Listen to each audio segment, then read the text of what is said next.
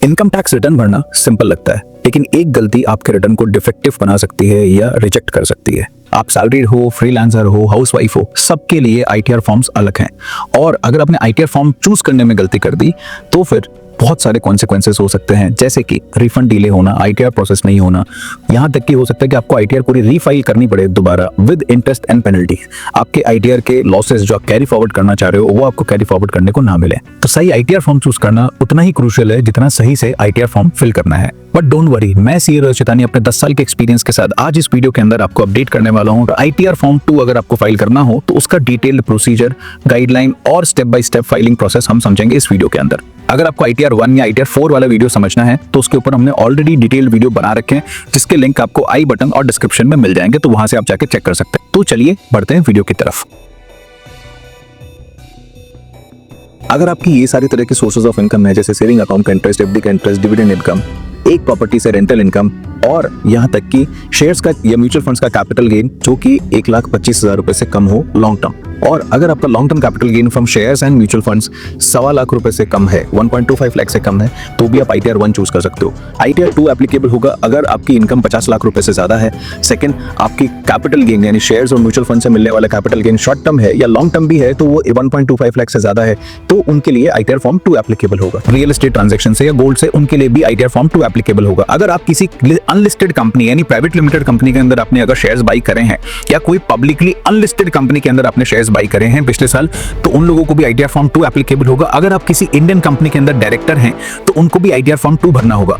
अगर आप एनआरआई हैं और या फिर आप रेजिडेंट इंडियन हैं बट नॉट ऑर्डिनरी रेजिडेंट हैं तो उनके लिए भी आईटीआर फॉर्म 2 एप्लीकेबल होगा। अगर आपकी साल भर की एग्रीकल्चरल इनकम 5,000 रुपए से ज्यादा है तो उसके लिए भी आईटीआर फॉर्म 2 एप्लीकेबल होगा। और साथ में हॉर्स रेसिंग से आने वाली इनकम या गैम्बलिंग से आने वाली इनकम या लॉटरी से लगने वाली इनकम, तो उन लोगों के लिए भी आईटीआर फॉर्म 2 एप्लीकेबल होगा। इसके अलावा अगर आपके कोई भी फॉरेन कंट्री के अंदर एसेट्स हैं, इन्वेस्टमेंट्स हैं या फिर आप किसी बैंक अकाउंट के अंदर साइनिंग अथॉरिटी है तो आईटीआर फॉर्म 2 एप्लीकेबल होगा। सेक्शन 194N का टीडीएस अगर आपके फॉर्म 26A में दिखा रहा है तो आपके लिए भी आईटीआर फॉर्म 2 एप्लीकेबल होगा। आईटीआर फॉर्म 1 चूज नहीं कर सकते आप। और इसके अलावा अगर आपके क्रिप्टो ट्रेडिंग से, ट्रांजैक्शन से कोई इनकम है तो वो भी आपको आईटीआर फॉर्म 2 में ही फिल करनी पड़ेगी। बट ध्यान रहे, बिजनेस या प्रोफेशनल इनकम के लिए आप आईटीआर 1 या 2 चूज नहीं कर सकते। बिजनेस या प्रोफेशनल इनकम के लिए आपको आईटीआर फॉर्म 3 या 4 चूज करना पड़ेगा।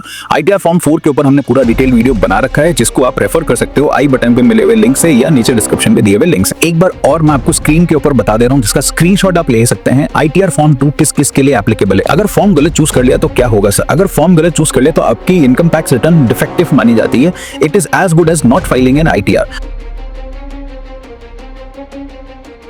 अगर आपने लास्ट ईयर के अकॉर्डिंगली अगर अपना आईटीआर फॉर्म 2 इस साल भी फाइल कर दिया तो मान लीजिए नोटिस आना तय है, क्योंकि गवर्नमेंट ने इस साल सारे फॉर्म्स अपडेट करने के साथ साथ इतना डिटेल ट्रैकिंग का मैकेनिज्म फिट किया है आईटीआर फॉर्म्स के अंदर ही कि आपकी इंफॉर्मेशन थोड़ी सी भी मिस रिपोर्टिंग हो और आपके लिए इनकम टैक्स नोटिस वेट कर रहा है बस। साथ ही में इस साल गवर्नमेंट ने आईटीआर फाइलिंग की ड्यू डेट भी एक्सटेंड कर दी है 15 सितंबर तक। ये इसीलिए किया है क्योंकि गवर्नमेंट ने ये फॉर्म्स रिलीज करने में थोड़ा सा लेट हुई है गवर्नमेंट, और गवर्नमेंट चाहती है कि अब हम हर किसी को डायरेक्ट उसकी डेटा एंट्री के पॉइंट पे ही पकड़ ले। ये इंपॉर्टेंट अपडेट आप सभी के लिए। चलिए बढ़ते हैं आगे वीडियो की तरफ। एक इंपॉर्टेंट अपडेट आया है कैपिटल गेन रिपोर्टिंग के अंदर। पहले फाइनेंशियल ईयर्स तक शॉर्ट टर्म या लॉन्ग टर्म कैपिटल गेन्स एक साथ रिपोर्ट कर देते, मगर इस साल आईटीआर फॉर्म के अंदर आपको अपने शॉर्ट टर्म और long term capital gain 2 parts में रिपोर्ट करने होंगे। एक जो 23 जुलाई 2024 से पहले आपने शेयर्स या प्रॉपर्टीज सेल करी हैं, और दूसरी वो प्रॉपर्टीज या शेयर्स जो आपने 23 जुलाई 2024 के बाद सेल करी हैं।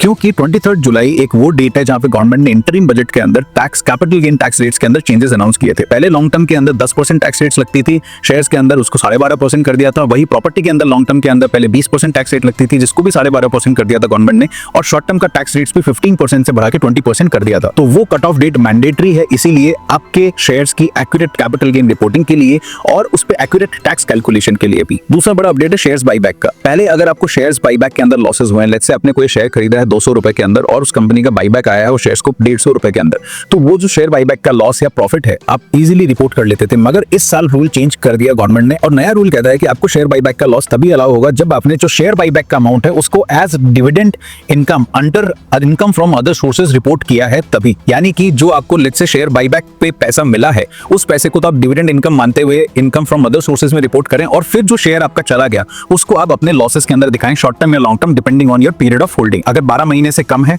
तो शॉर्ट टर्म, अगर 12 महीने से ज्यादा का होल्डिंग पीरियड है तो लॉन्ग टर्म। ध्यान रहे ये अमेंडमेंट 1 अक्टूबर 2024 से एप्लीकेबल है, यानी यानी 30 सितंबर 2024 तक अलग रूल्स चलेंगे और 1 अक्टूबर 2024 से ये वाला रूल एप्लीकेबल होगा जो मैंने आपसे शेयर किया है। तीसरा है एसेट एंड लायबिलिटी डिस्क्लोजर के ऊपर थ्रेशोल्ड चेंज करना। पहले आपकी अगर साल भर की इनकम 50 लाख रुपए से ऊपर होती थी तो आपको अपने सारे एसेट्स एंड लायबिलिटी का स्टेटमेंट देना होता था, बट इस साल गवर्नमेंट ने इस लिमिट को 50 लाख से बढ़ा के 1 करोड़ रुपए कर दिया है। तो यहाँ पे थोड़ा सा रिलीफ आप बहुत सारे लोगों को मिलेगा जो हायर इनकम टैक्स ब्रैकेट में आते हैं बट अपना एसेट लायबिलिटी डिस्क्लोज करने में कंफर्टेबल नहीं है। अगर आपकी इनकम 50 लाख से 1 करोड़ के बीच में है तो आपको एसेट एंड लायबिलिटी का डिस्क्लोजर स्टेटमेंट इस बार फाइल करना नहीं है, बट ध्यान रहे अगर 1 करोड़ रुपए से ऊपर है तो देना मैंडेटरी है। चौथा बड़ा अपडेट है डिडक्शंस क्लेमिंग के अंदर। जो लोग भी ओल्ड टैक्स रेजिम चूज कर रहे हैं वो सेक्शन 80C की डिडक्शन क्लेम कर रहे हो, चाहे एचआरए की क्लेम कर रहे हो, 80D की क्लेम कर रहे हो, 80G की क्लेम कर रहे हो, कोई तरह की पॉलिटिकल पार्टी या किसी ट्रस्ट की डोनेशंस की डिडक्शन क्लेम कर रहे हो, उनके लिए बहुत बड़ा अपडेट है ये कि गवर्नमेंट इस बार आपसे आपकी टैक्स फाइलिंग के अंदर डिडक्शन क्लेम करते समय सिर्फ अमाउंट नहीं पूछ रही है। गवर्नमेंट आपसे इस तरह का डेटा ले रही है। लेट्स से आप होम लोन का इंटरेस्ट अगर क्लेम कर रहे हो तो पूछ रही है कि आपने लोन कब लिया था, कब डेट ऑफ लोन सैंक्शन था आपका पूरा साल भर का इंटरेस्ट क्या हुआ, कौन से बैंक से लिया था और लोन अकाउंट का नंबर। ऐसे ही आप सेक्शन 80C के अंदर अगर पीपीएफ, एलआईसी,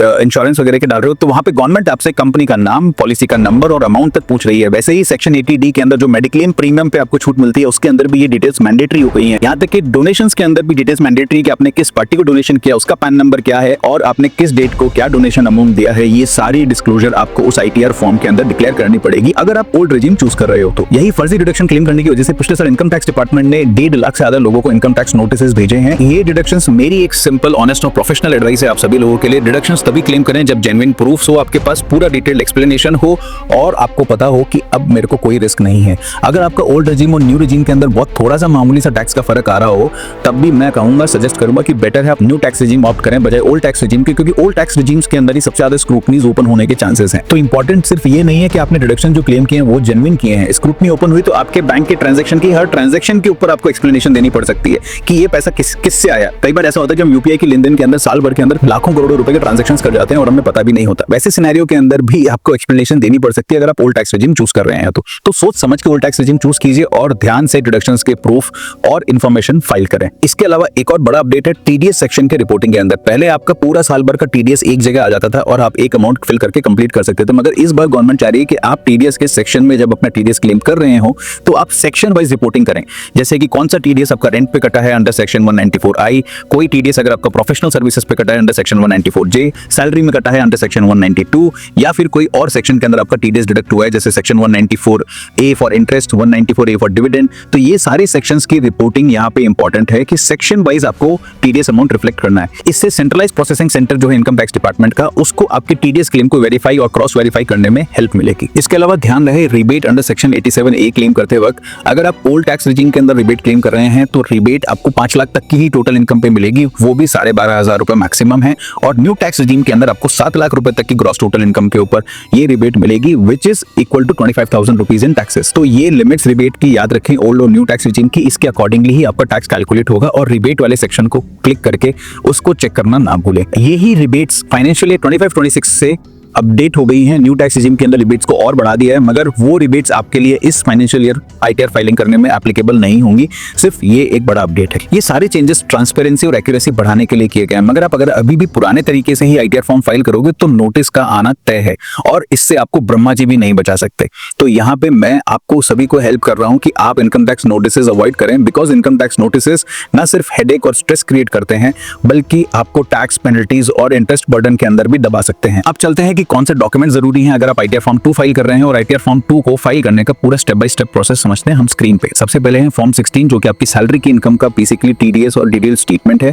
दूसरा है फॉर्म 16 है अगर आपको किसी बैंक से इंटरेस्ट ऑन डिपॉजिट्स वगैरह मिला है तो वहां पे फॉर्म। तीसरा है फॉर्म 26AS। फॉर्म 26A से आप अपने पूरे पैन कार्ड के ऊपर जमा हुए साल भर के टीडीएस को चेक कर सकते हैं। और ध्यान रहे हर सेक्शन जहां पे टीडीएस कटा है वो सेक्शन का मतलब है कि आपकी कुछ उस तरह की सोर्स ऑफ इनकम है जिसको आपको रिपोर्ट करना है। इसके अलावा फॉर्म AIS और TIS चेक करते हुए इंपॉर्टेंट है कि वो भी डाउनलोड करके रखें यहाँ और उसको देखते हुए भी आईटीआर फाइल करें। अगर फॉर्म AIS, TIS और 26AS को कैसे यूज करना है, कैसे इन्फॉर्मेशन रेफर करनी है, डाउनलोड कैसे करना है, ये इन्फॉर्मेशन अगर आप जानना चाहते हो तो हमने वीडियो इसके ऊपर पूरा डिटेल बना रखा है और आप उस वीडियो को चेक कर सकते हो आई बटन पे दी हुई लिंक से या डिस्क्रिप्शन में दी हुई लिंक से। इसके अलावा इंपॉर्टेंट डॉक्यूमेंट रहेगा आपका कैपिटल गेन्स की समरी, यानी कि शेयर्स के कैपिटल गेन है तो आपके ब्रोकर के जो भी हैं उनके स्टेटमेंट्स आप डाउनलोड कीजिए। और ध्यान रहे उसके अंदर आपकी कट ऑफ डेट बीच में 23 जुलाई 2024 होनी चाहिए, यानी 23 जुलाई से पहले 22 जुलाई तक के आपके अलग टैक्स रेट्स पे टैक्स लगेंगे और 23 जुलाई और उसके बाद से आपके टैक्स रेट्स अलग हो जाएंगे। तो यहाँ पे भी ब्रेकअप इंपॉर्टेंट है। तो डेट वाइज शेयर ट्रांजैक्शंस या म्यूचुअल फंड ट्रांजैक्शंस की सेल्स को रिपोर्ट करना भी इंपॉर्टेंट है। ना सिर्फ शेयर्स एंड म्यूचुअल फंड्स, अगर आपने कोई प्रॉपर्टी, गोल्ड, ज्वेलरी ये सब भी सेल करी है तो उसकी भी आप प्रॉपर स्टेटमेंट रिकॉर्ड करके रखिए, जिसके अंदर आपकी date of sale, amount of sale, consideration, stamp duty value क्या थी, ये इन्फॉर्मेशन निकाल के रखें। यानी बेसिकली एक आपकी सेल डीड जिससे आपने प्रॉपर्टी सेल करी है, और दूसरी उसी प्रॉपर्टी को परचेज करने की डीड या उसकी 2001 की एक स्टैम्प ड्यूटी वैल्यू या फेयर मार्केट वैल्यू निकलवा के रखिए। ये दोनों इंपॉर्टेंट डॉक्यूमेंट्स आपको कैपिटल गेन ऑन प्रॉपर्टी की ट्रांजैक्शन रिपोर्टिंग के अंदर हेल्प करेंगे। इसके अलावा रेंट की रिसिप्ट्स, अगर आपको एचआरए क्लेम करना है अंडर सेक्शन ओल्ड रेजिम तो रेंट की रिसिप्ट्स और रेंट एग्रीमेंट ये भी हैंडी रखें। और इसके अलावा एक बैंक अकाउंट स्टेटमेंट की समरी निकाल लें या डिटेल बैंक अकाउंट स्टेटमेंट निकाल लें कि कहीं कोई क्रेडिट एंट्री आपसे मिस तो नहीं हो रही रिपोर्टिंग के अंदर। इसके अलावा अगर आपने प्रॉपर्टी रेंट पे दे रखी है खुद की, तो आप टेनेंट की और प्रॉपर्टी टैक्स की, और उस पे अगर आपने होम लोन ले रखा है तो उस इंटरेस्ट सर्टिफिकेट की, ये तीनों डिटेल्स हैंडी रखें। और साथ में जितने भी डिडक्शंस आप ले रहे हैं चैप्टर 6 में सेक्शन 80C, 80D, 80G, उन सारे डिडक्शंस के प्रूफ्स अपने पास हैंडी रखें जब आप आईटीआर फाइल करने बैठे। चलिए अब चलते हैं आईटीआर फाइलिंग 2 के कंप्लीट प्रोसेस पे, और वो हम समझते हैं इनकम टैक्स वेबसाइट पर लॉगिन करके। सबसे पहला स्टेप है आप अपनी इनकम टैक्स वेबसाइट के ऊपर जाके लॉगिन कीजिए incometax.gov.in पे। यहाँ पे अपना पैन नंबर और पासवर्ड डाल के आप लॉगिन कर सकते हैं। लॉगिन करते ही आपके सामने डैशबोर्ड आएगा, क्लिक कीजिए ई फाइल पे। ई फाइल पे क्लिक करते आपको इनकम टैक्स रिटर्न दिखेगा, उस पर क्लिक कीजिए और वहां से फिर क्लिक कीजिए फाइल इनकम टैक्स रिटर्न के ऊपर। तीसरा स्टेप है असेसमेंट ईयर सेलेक्ट करना। फाइनेंशियल ईयर 24-25 के लिए असेसमेंट ईयर 25-26 एप्लीकेबल होगा, तो वो क्लिक करके आप आगे प्रोसीड कीजिए। चौथा स्टेप है फाइलिंग मोड सेलेक्ट करना। तो फाइलिंग मोड सेलेक्ट कीजिए ऑनलाइन और फिर कंटिन्यू पे क्लिक कर दीजिए। नेक्स्ट पेज पे आपका स्टेटस पूछेगा इंडिविजुअल एचयूएफ, वो आपके पैन नंबर से ऑटोमेटिक फेच होता है, बस चेक कीजिए कि वो सही आ रहा है ना। कई बार पैन कार्ड बनाने वाले भी गलती कर देते हैं, तो यहाँ पे जरूर चेक कर ले। अब आपके पास स्क्रीन पे दिखाएगा आईटीआर फॉर्म चूज करने का ऑप्शन है। यहाँ पे आपको 2 ऑप्शन दिए जाएंगे, एक होगा हेल्प मी चूज फॉर्म कि मेरे को नहीं पता, I don't know which form to file. दूसरा है आप मैनुअली सेलेक्ट कर सकते हैं आईटीआर फॉर्म 2 को। अब एक चेकलिस्ट आएगी, इंश्योर कीजिए आपके पास form 16, capital gain statement, bank details ये सब कुछ हैंडी है जैसा हमने पहले बताया, और फिर क्लिक कीजिए लेट्स गेट स्टार्टेड पे। स्टेप 7 पे है आपकी बेसिक डिटेल्स जो कि प्री फिल्ड आती है इनकम टैक्स पोर्टल पे बनी आपकी प्रोफाइल के अकॉर्डिंग, जिसमें आपका नाम, एड्रेस, पैन, आधार और बैंक अकाउंट डिटेल्स वगैरह होती हैं। आप इसको एक बार चेक कर लीजिए, अगर यहाँ पे कहीं भी चेंजेस की जरूरत है तो उसको आप एडिट कर सकते हैं। फिर आता है अगला स्टेप जहाँ पे आपको इनकम की डिटेल्स अपनी भरनी है ध्यान से। तो इनकम की डिटेल्स सही हेड के अंदर रिपोर्ट होना भी जरूरी है, इसके ऊपर भी हमने पूरा डिटेल वीडियो बना रखा है, आप चाहें तो उसको रेफर कर सकते हैं। यहाँ पे आई बटन पे आपको उसका लिंक और डिस्क्रिप्शन में उसका लिंक मिल जाएगा, तो वहां जाके आप चेक कर सकते हैं कि कौन से इनकम को कौन से हेड में रिपोर्ट करना चाहिए। और ध्यान रहे जितने डॉक्यूमेंट्स मैंने आपको चेकलिस्ट बोली है वो सारे डॉक्यूमेंट्स हैंडी रखें। अगर आप किसी सीए से भी फाइल करवाते हैं अपनी आईटीआर तो ये जिम्मेदारी आपकी है, ना कि सीए की, कि वो डॉक्यूमेंट संभाल के रखें। सैलरी के लिए फॉर्म 16 से आप नंबर ले सकते हो। कैपिटल गेन के लिए आपके ब्रोकर्स के स्टेटमेंट जहां पे कैपिटल गेन रिपोर्ट आती है अलग से, उसको आप रेफर करके डाउनलोड करके और वहां से नंबर्स फिल कर सकते हो। इनकम फ्रॉम अदर सोर्सेज के अंदर जैसे इंटरेस्ट इनकम, डिविडेंड इनकम, ये सब आप अपने बैंक स्टेटमेंट और फॉर्म 26AS और AIS-TI से चेक करके फिल कीजिए। इसके अलावा अगर कैपिटल गेन में और कोई प्रॉपर्टी के ट्रांजैक्शंस हैं तो वो आप डिटेल के अंदर अपने प्रॉपर्टी ट्रांजैक्शंस की सेल डीड, परचेज डीड और 2001 की अगर आपकी प्रॉपर्टी उससे पहले की है तो उस समय की फेयर मार्केट वैल्यू की रिपोर्ट लेके फिर आईटीआर फॉर्म फाइल करें वहां से। इसके अलावा हाउस प्रॉपर्टी इनकम की डिटेल्स भरते समय ध्यान रखें कि आपको property wise rental income, tenant का नाम, amount, rent per month, municipal rent क्या है, वहां पे स्टैंडर्ड डिडक्शन आपको 30% ऑटोमेटिक मिल जाएगा।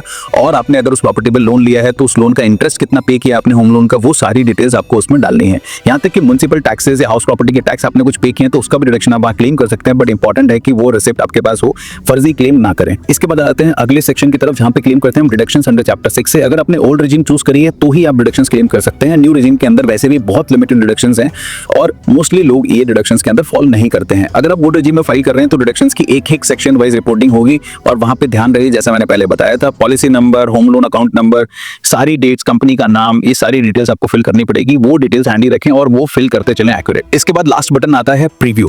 प्रीव्यू है कि बेसिकली आप अपने पूरे इनकम टैक्स फॉर्म को एक बार पूरा अच्छे से प्रीव्यू कर लें और यहाँ पे चेक करें कि आपकी कोई टैक्स लायबिलिटी बन रही है, टैक्स पेबल आ रहा है या फिर टैक्स रिफंड आ रहा है। टैक्स रिफंड आ रहा है तो बहुत बढ़िया, सिर्फ आपको अपना बैंक अकाउंट डिटेल्स वेरीफाई करना है कि वो बैंक अकाउंट डिटेल्स सही है ना जिसमें आपको रिफंड चाहिए और उस अकाउंट को आपने नॉमिनेट फॉर रिफंड कर रखा है ना।